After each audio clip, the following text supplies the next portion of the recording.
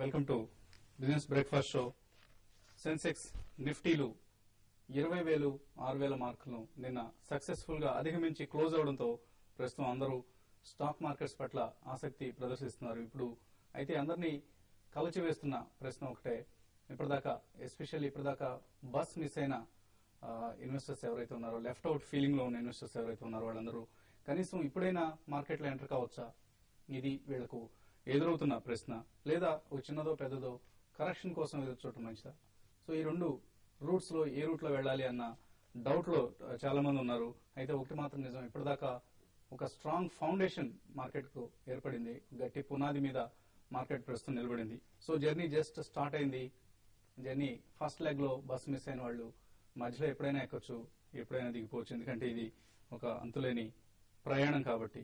So అయితే ఇంతటి ప్రాధాన్యత, నిన్నటి ఈవెంట్ కున్న ప్రాధాన్యత కొంతవరకు హైప్ లేకుండా పోయింది. ఎందువల్లంటే ఇలా మనం ఇందాక అనుకున్నట్లుగా రిటైల్ ఇన్వెస్టర్స్ చాలా మంది ఈ ప్రయాణంలో పాలు పంచుకోలేకపోయారు. సో వీళ్ళందరూ లెఫ్ట్ అవుట్ ఫీలింగ్ లో కొంత డిసప్పాయింట్మెంట్ లో ఉండి ఉన్న స్థితిలో ఎక్కువ హైప్ మనకు క్రియేట్ కాలేదు. Otherwise it was a major event for the Indian markets.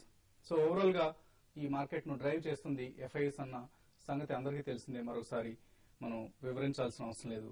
So momentum based గా మార్కెట్స్ ఇంత ఉధృతిగా కేవలం 6 సెషన్స్ లో సెన్సెక్స్ 19,000 నుంచి 20,000 కు వెళ్ళడం జరిగింది. వాళ్ళ బిజినెస్ స్టాండర్డ్ లో కూడా దీనికి సంబంధించిన ఒక చక్కటి గ్రాఫ్ కూడా ఇవ్వడం జరిగింది. 17,000 నుంచి 18,000 మార్కెట్ క్రాస్ కావడానికి 200 ట్రేడింగ్ సెషన్స్ అవసరమైంది. అయితే 18K అంటే 18,000 నుంచి 19,000 కి రావడానికి 36 సెషన్స్ లో మార్కెట్ చాలా ఫాస్ట్ గా పెరగడం జరిగింది. అయితే 19 to 20K మాత్రం కేవలం 6 సెషన్స్ లో. సో ఈ స్పీడ్ చూస్తే 20 to 21 కి కూడా ఇంకా తక్కువ సెషన్స్ పడతాయన్న అనుమానం కలుగుతోంది. అయితే మార్కెట్ ఇక్కడ కొంత కన్సాలిడేట్ అయ్యే అవకాశాలు కనిపిస్తున్నాయి. అలాగే ఎఫ్ఐఎస్ డ్రైవ్ చేస్తున్న ఈ మార్కెట్ లో కొన్ని కంపెనీస్ లో మనం ఎఫ్ఐ హోల్డింగ్స్ మనం గమనిస్తే శోభా డెవలపర్స్ ఈ కంపెనీలో లాస్ట్ ఇయర్ జూన్ లో 2.5% ఉన్న ఎఫ్ఐఎస్ స్టేక్ ఇప్పుడు 24% పెరిగింది. సిమిలర్లీ అపోలో టైర్స్ 5% ఉన్న ఎఫ్ఐఎస్ స్టేక్ ఇప్పుడు 28% పెరిగింది. సిమిలర్లీ యునైటెడ్ స్పిరిట్స్ 29 నుంచి 47 పెరిగింది.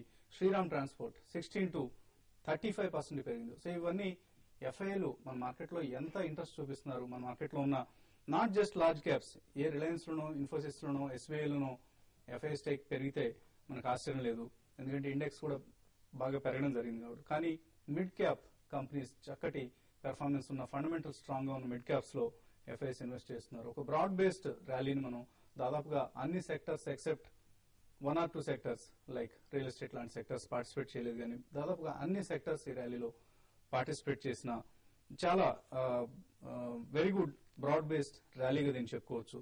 సో ఓవైపు వాల్యుయేషన్స్ ఎక్స్పెన్సివ్ గా ఉన్నాయన్న కన్సర్న్స్, అలాగే ఎఫ్ఐ లిక్విడిటీ అంటే ఎఫ్ఐఎల్ నుంచి వస్తున్న నిధుల ప్రవాహం ఎక్కడ ఆగుతుంది అన్న సందేహం, ఇటువంటివి ప్రస్తుతం ఉన్న కన్సర్న్స్. అయితే వీటి గురించి ఎక్కువ బుర్ర బద్దలు కొట్టుకోవాల్సిన అవసరం లేదు, ఆందోళన చెందాల్సిన అవసరం లేదు. మరికొంతకాలం ఇండియన్ గ్రోత్ స్టోరీపై ఎఫ్ఐలు నమ్మకం ఉంచి తీరుతారన్న అంశాన్ని మనకు స్టాటిస్టిక్స్ మనకు ప్రూవ్ చేస్తున్నాయి. ఫర్ ఇన్స్టాన్స్ ఎఫ్ఐ ఫ్లోస్ జూలైలో 17,000 కోట్లు ఇన్వెస్ట్ చేశారు. సిమిలర్లీ ఆగస్టులో 12,000 కోట్ల రూపాయలు మన మార్కెట్స్ లో ఎఫ్ఐఎస్ పెట్టిన పెట్టుబడి. సెప్టెంబర్ లో అంటే ఈ నెలలో ఇప్పటిదాకా, అంటే నిన్నటి వరకు గమనిస్తే 21st వరకు గమనిస్తే 15,000 కోట్ల రూపాయలకు పైగా ఇన్వెస్ట్ చేశారు. సో మరి ఒక 8 ట్రేడింగ్ సెషన్స్ ఇవాటితో కలుపుకుంటే ఉన్నాయి. సో 8 ట్రేడింగ్ సెషన్స్ లో కూడా కనీసం 3,000 to 4,000 crores ఇన్వెస్ట్ చేసే అవకాశం ఉంది ఎఫ్ఐఎస్. సో వచ్చే 2 నెలల్లో కనీసం 7 నుంచి 8 బిలియన్ డాలర్ల సొమ్ము మన మార్కెట్స్ లో ప్రవేశించేందుకు సిద్ధంగా ఉంది. మరోవైపు ఐపీఓ మార్కెట్ చాలా బజింగ్ యాక్టివిటీ నడుస్తోంది. ఇవాళ కూడా 3 ఇష్యూలు ఓపెన్ కాబోతున్నాయి. సో ఓవరాల్ గా 11 ఐపీఓలు ఈ నెలలో మార్కెట్స్ లో సెప్టెంబర్ నెలలో ప్రవేశించాయి. Coal India IPO next month రావడానికి సిద్ధంగా ఉంది. సో కోల్ ఇండియా ఐపీఓ ద్వారా కనీసం 12,000 కోట్ల రూపాయలు ఇన్వెస్ట్ మార్కెట్ నుంచి సమీకరించాలని $3 billion is the target set by the government of India through the Coal India divestment. So October 18న ఇష్యూ ఓపెన్ అవుతుందని చెప్తున్నారు, 21st తో క్లోజ్ అవుతుంది. సో ఇవన్నీ మార్కెట్ లో ఉన్న ఒక బజింగ్ యాక్టివిటీకి నిదర్శనం. సో మరికొద్ది రోజులు మార్కెట్స్ చాలా యాక్టివ్ గా అయితే అఫ్ కోర్స్ కొంత వాలటైలిటీ కూడా ఉంటుంది.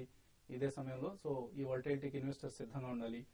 And try to pick up value buys. మనం ఎప్పటికప్పుడు మన కార్యక్రమంలో కూడా చక్కటి వాల్యూ బైస్ ను, వాల్యూ పిక్స్ ను సజెస్ట్ చేస్తున్నాం. ప్రతి సెషన్ లో కూడా వాల్యుయేషన్ చేస్తూ వెళ్తున్నాం. సో మరింత విశ్లేషణ మనతో ప్రస్తుతం పంచుకునేందుకు అనలిస్ట్ సుందర్ గారు అలాగే శేషు గారు సిద్ధంగా ఉన్నారు.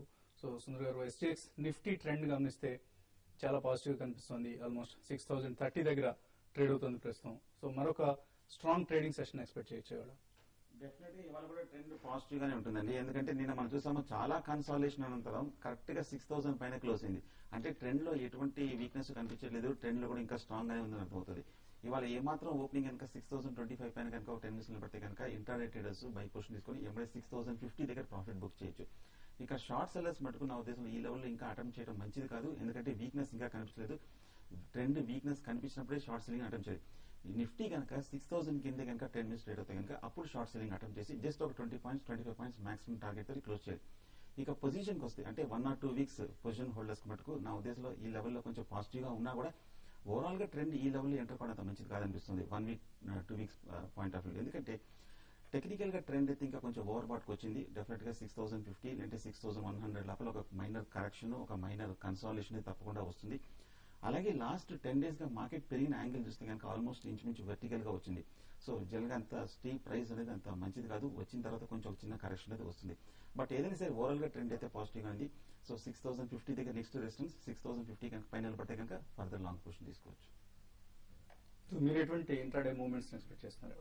సో ఇంట్రాడే అయితే చాలా వరకు పాజిటివ్ గా ఓపెన్ అయ్యే అవకాశం ఉంది. అయితే నిఫ్టీలో కొంత లాస్ట్ కొన్ని రోజులుగా 50 పాయింట్లు 100 పాయింట్స్ ఈ విధంగా పెరగడం అనేది అయితే ఇక్కడ అయిపోవచ్చు చాలా వరకు. ఎందుకంటే మార్కెట్ లో మనం ఇంతకుముందు అనుకున్నట్టు చూస్తే ఒక 500-600 పాయింట్స్ దాకా నిఫ్టీ పెరగడం జరిగింది ఒక 15 ట్రేడింగ్ సెషన్ లో. కాబట్టి ఏంటంటే నిఫ్టీలో కొంత నిఫ్టీ బేసిక్ స్టాక్స్ కొంత ఇక్కడ ఏంటంటే ఓవర్ బాట్ లో ఉంటాయి. కాబట్టి ఇక్కడ అవి కొంత ప్రాఫిట్ బుకింగ్ రావడానికి అవకాశం ఉంది. ఇంకోటి దాదాపు స్టాక్స్ కానీ గమనిస్తే 80% స్టాక్ 5400 5500 లెవెల్స్ లో ఎక్కడ ఏవైతే రేట్స్ ఉన్నాయో ఇప్పుడు కూడా అదే రేట్లు ఉన్నాయి చాలా వరకు మిడ్ క్యాప్ స్టాక్స్ లో. ఎగ్జాంపుల్ దేనా బ్యాంక్ కానీ, చంబల్ ఫెర్టిలైజర్స్ కానీ ఈ విధంగా చూస్తే చాలా వరకు చాలా మిడ్ క్యాప్ స్టాక్స్ అయితే 5500 లెవెల్స్ లో ఉన్నప్పుడు ఇప్పుడు కూడా అదే రేట్లో ఉన్నాయి. కాబట్టి ఏంటంటే ఇక్కడ మిడ్ క్యాప్ లో నేను కాన్సన్ట్రేషన్ చేయమంటాను. మిడ్ క్యాప్ లో ఇంకా వాల్యూ పిక్ అనేది చాలా చాలా స్టాక్స్ ఉన్నాయి. వాల్యుయేషన్ చాలా అట్రాక్టివ్ ఉన్నాయి. కాబట్టి ఏంటంటే మిడ్ క్యాప్ లో ఈవెన్ కరెక్షన్ వచ్చినా కూడా నేను కూడా వాల్యూ స్టాక్స్ అయితే పెద్ద పడే అవకాశం లేదు. కరెక్షన్ వచ్చినా కూడా ఒక 150 to 200 పాయింట్స్ రావడానికి అవకాశం ఉంది. కాబట్టి ఏంటంటే మిడ్ క్యాప్ లో బయింగ్ వెళ్ళమంటాను. మార్కెట్ అయితే ఇంట్రాడే ఈ రోజు డే అంతా కూడా చాలా వరకు ఒక 20 to 30 పాయింట్స్ కన్సాలిడేట్ అయ్యే అవకాశం ఉంది. 6000 దగ్గర ఇంట్రాడేలో సపోర్ట్ నిఫ్టీకి రావచ్చు. ఒకవేళ 6000 కానీ బ్రేక్ అయితే కొంత సెల్లింగ్ రావడానికి అవకాశం ఉంది. ఒకవేళ 6000 పైన సస్టైన్ అయితే మాత్రం మార్కెట్ లో సేమ్ మనకి ఇంతకుముందు అనుకున్నట్టు మిడ్ క్యాప్ లో ఈ రోజు మాత్రం కొంచెం మిడ్ క్యాప్ లో మంచి యాక్షన్ కనపడే అవకాశం కనపడుతుంది. ఓకే అండి, ఐపీఓ మార్కెట్ లో ఇందాకే మనం అనుకున్నాం చాలా యాక్టివిటీ, హెక్టిక్ యాక్టివిటీ కనిపిస్తుంది. నిన్న క్లోజ్ అయ్యాయి ఈ రోజు international media, career point and Microsec financial services. 3 ఇష్యూలు కూడా ఎక్సలెంట్ రెస్పాన్స్ వచ్చింది. ఇన్ఫాక్ట్ ప్రస్తుతం బాయింట్ గా ఉన్న మార్కెట్, సెకండరీ మార్కెట్ కండిషన్ ఈ ఇష్యూలకు హెల్ప్ చేసిందని చెప్పుకోవచ్చు. 15 నుంచి 30 రెట్ల వరకు ఈ 3 ఇష్యూల్లో సబ్స్క్రైబ్ కావడం జరిగింది. సో నిన్న ప్రారంభమయ్యే Ramky infra, orient green power ఈ 2 ఇష్యూస్ నేను స్టార్ట్ అయ్యాయి. ఇవాళ 3 ఇష్యూలు మళ్ళీ సన్నద్ధమవుతున్నాయి. కాంటాబిల్ రిటైల్ ఇండియా, ఎలక్ట్రో స్టీల్స్ అలాగే గ్యాలంట్ ఇస్పాత్, ఈ 3 ఇష్యూస్ ఇవాళ మార్కెట్ లో ఓపెన్ అవుతున్నాయి. వీటిలో అలాగే ఈ కంపెనీ పేరు కూడా కొంచెం కన్ఫ్యూజింగ్ గా ఉంటుంది, విఏ టెక్ వాబాగ్. ఇది ఒక మల్టీనేషనల్ కంపెనీ. ఇన్ఫాక్ట్ చాలా ఇప్పుడున్న ఇష్యూస్ లో one of the strongest issues అని చెప్పుకోవచ్చు. విఏ టెక్ వాబాగ్ వాటర్ ట్రీట్మెంట్ లో ఉంది. ప్రీమియం చాలా ఎక్కువగా ఉంది, but still one can invest in this. చాలా రోజుల తర్వాత మనం ఒక మల్టీనేషనల్ కంపెనీ ఐపీఓ చేయడం గమనిస్తున్నాం. సో ఇష్యూలో తప్పకుండా ఇన్వెస్ట్ చేయండి.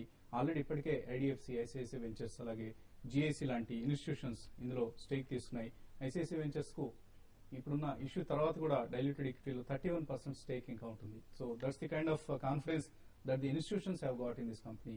So try to apply to this company, at least minimum application అయినా చేయడానికి ప్రయత్నించండి. ఇప్పుడు చిన్న బ్రేక్ తీసుకుందాం. అలాగే investor summit, TV5 steel city securities సంయుక్తంగా నిర్వహిస్తున్న ఇన్వెస్టర్ సమిట్ ఈ నెల 25 అంటే వచ్చే శనివారం హిందూపురంలో, అనంతపురం జిల్లా హిందూపురంలో జరగబోతోంది. ఈ సదస్సుకు హాజరు కావాలన్న ఆసక్తి ఉన్నవారు ఇక్కడ డిస్ప్లే చేస్తున్న నెంబర్స్ కాల్ చేసి రిజిస్ట్రేషన్ చేసుకోండి. ప్రవేశం ఉచితం కాబట్టి సాధ్యమైనంత ఎక్కువ సంఖ్యలో హాజరయ్యే ప్రయత్నం చేయండి. అలాగే చుట్టుపక్కల ప్రాంతాలు అనంతపురం కావచ్చు లేదా బెంగళూరు కావచ్చు, ఇటువంటి ఏరియాస్ నుంచి కూడా హిందూపురానికి వచ్చి దగ్గరగా ఉంటుంది కాబట్టి శనివారం మధ్యాహ్నం 2 గంటలకు ఈ సదస్సును కండక్ట్ చేయడం జరుగుతుంది. ఇప్పుడు ఒక చిన్న బ్రేక్ తీసుకుందాం.